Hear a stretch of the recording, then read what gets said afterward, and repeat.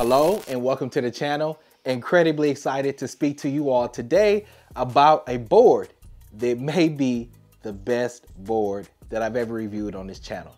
But before we get into all the details and I break it down, I want to first remind all of my subscribers and individuals watching this video that I am currently filming a PEV related documentary entitled Electric Pioneers, and I am soliciting some support for this film via my Indiegogo.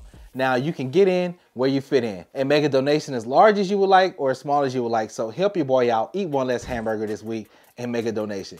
Now let's just get right into the review. When Acedeck reached out and said, hey, we want to send you this new board that we have coming out, I was excited because so far Acedeck is producing some really quality stuff. So I go to the website to check out the board. I'm looking at the specs. I'm looking at how beautiful it looks. I'm looking at the trucks. I'm looking at the battery components. I'm looking at the motor components. And I was like, damn, I can't wait to check out this board. And then it arrived and the images just did not do this board any justice. And then when I stood on the board, it took it to a whole nother level.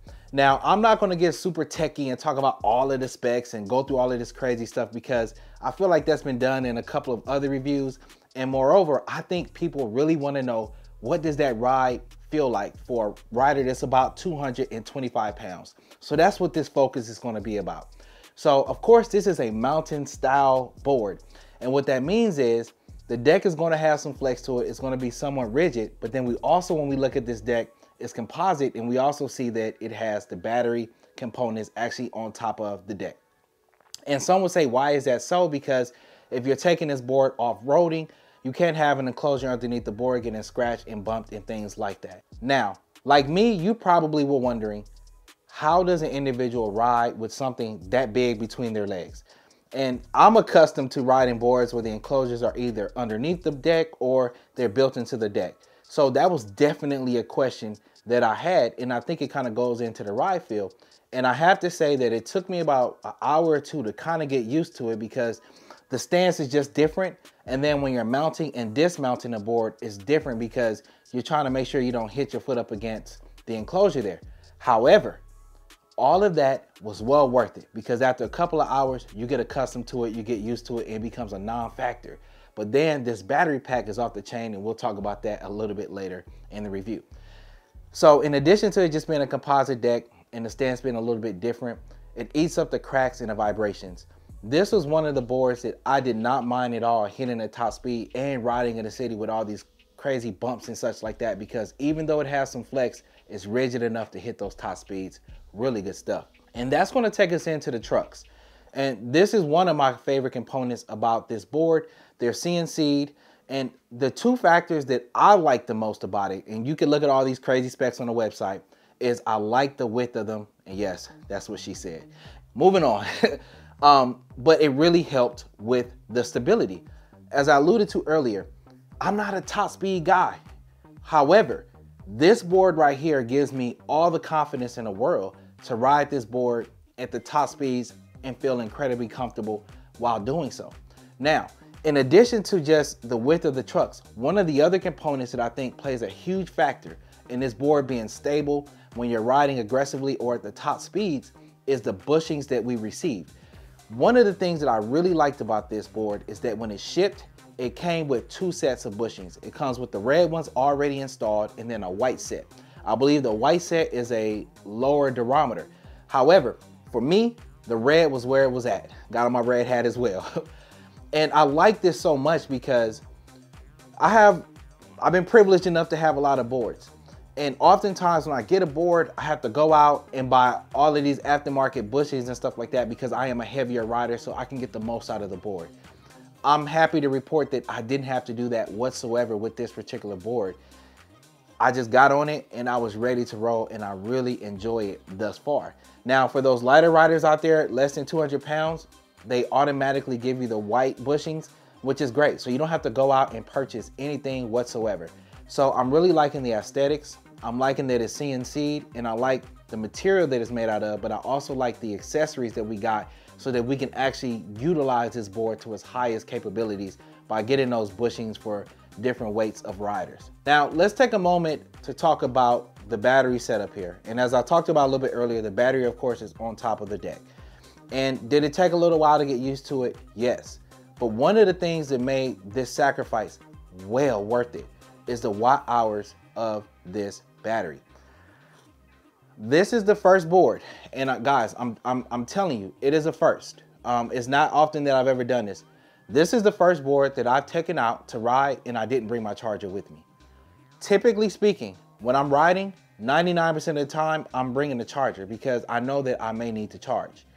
This board was incredibly impressive with the fact that I'm doing group rides and riding around the city, doing 15, 16 miles, 17 miles, riding aggressively, chilling, that type of thing, and pulling up to the chill spot and still got 50% left, still got 60%, still got 45%. So this was incredibly impressive to me. And remember, I'm getting these specs as a 225-pound rider. And that is crazy to me that I'm able to kind of get that type of range and performance. One of the other things that I was able to observe, which is incredibly impressive so far that I've been able to experience, is very little battery sag.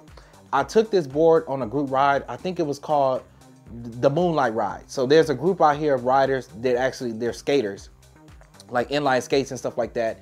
And whenever the moon is doing like something special, they'll do a moonlight ride, and these rides are like midnight. So I found out about one of the rides at the last minute. My board wasn't even fully charged, but I took it out at like 70% charge, and these guys on these rollerblades, they ride miles. So we rode, I mean, I'm talking a lot of miles, and I actually ran out of charge on the board. And I know, don't do that, guys. You really shouldn't run your battery down to like you can't drive it anymore. But I ended up doing it because one of the rides, it was en route to a friend's house. So I knew that if I just got to my friend's house, I would be able to charge it up and things like that. The board, even with 1 bar of battery, when it initially hit the 1 bar, was still able to ride relatively aggressively and quickly, and in a manner that is still safe to kind of ride the board. Because, I mean, some people be like, oh, I got 20 miles, but the last 2 miles you was doing 3 miles an hour. To me, that's not usable mileage. This thing had usable mileage almost basically to the end of the battery's charge at that particular ride. So really impressive stuff. Also, when you look at the enclosure, it has like a carbon fiber look, looks very nice, looks very premium. It just kind of goes with the overall aesthetics, and then, you know, the nice trucks, the CNC and things like that. And that's going to take us into probably my second favorite part about this board, which is the drivetrain system. Now, some of the most common drivetrain systems that you'll see on boards, belt drive, we've all known about that, you know, kind of started with booster board and stuff like that. We have hub motors, where, you know, you have a thin piece of polyurethane around the motors. You have a couple of other setups, and then you got this one, gear drive. Now, when I heard that this board was gear drive, I expected it to be this loud beast of a board. And that's because some of the guys in the crew who have gear drives, they're loud as all get out. So when I started riding this board, I'm like, why is the gear drive not noisy? Did some more research, and I found out that the gears on the inside are actually plastic. This has some benefits. You know, it may make the system a little bit lighter. It probably helped with Acedeck's cost to manufacture the board. And one of the other things that it really helped with was that the board is much quieter than gear drives that have metal gear drives on the inside.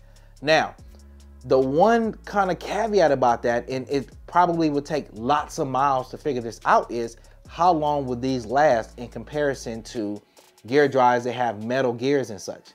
Now, one of the other benefits about gear drive that I think may make this type of system where people kind of go with moving forward is that this system is much more sealed, meaning that if you take it off road, rocks, dirt, debris, things like that, they're not going to easily egress into the system like something like a belt drive board or another type of system where rocks can get into the belts and the pulleys and you got to change belts or take out the rocks and different things like that.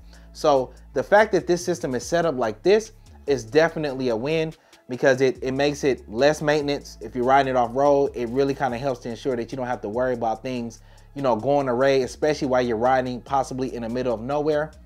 And then, like I said, this particular gear drive system is pretty quiet.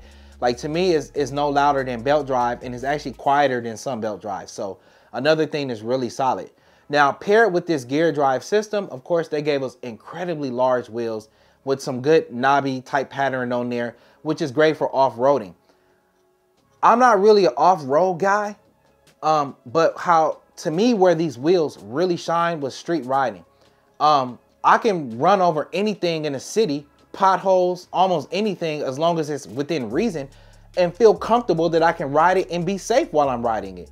So that's another thing, when you pair that with these motors, it's pretty impressive, because sometimes, you know, if you put on larger wheels, you get that comfort, you get the increased safety margin, but sometimes you may give up the acceleration, the range, and things like that.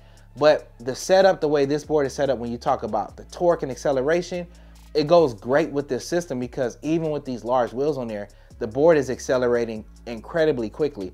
And I would say that from a production model perspective of this being like a mass-produced board, this is probably one of the best performing boards on the market.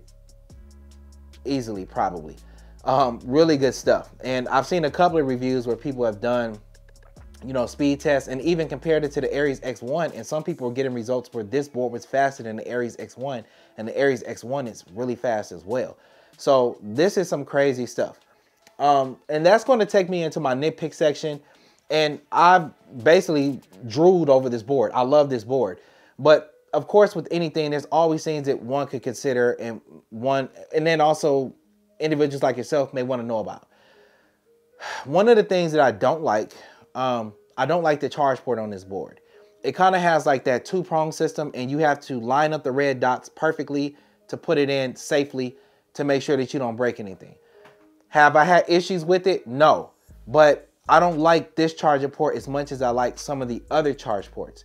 Now, to some, I mean, it's probably a non-issue, because like I said, I haven't had an issue where I'm like, oh, this thing is broken or anything like that. So in some ways, it may be a little bit of a non-issue. One of the other things, just like I was mentioning earlier, some people may say, hey, you know, how is it riding a board like this where you got this large enclosure on top of the deck?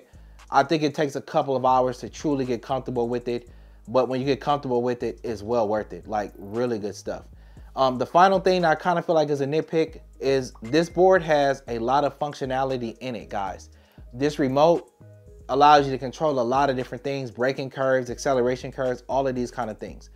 I would have liked that the remote maybe been a little bit nicer, maybe to kind of more easily navigate the menu system, but it's kind of a non-issue, because I do like the scroll wheel. I do like how it feels in my hand, and I like the fact that I can change things. You know, this is different from a lot of other remotes where what you see is what you get.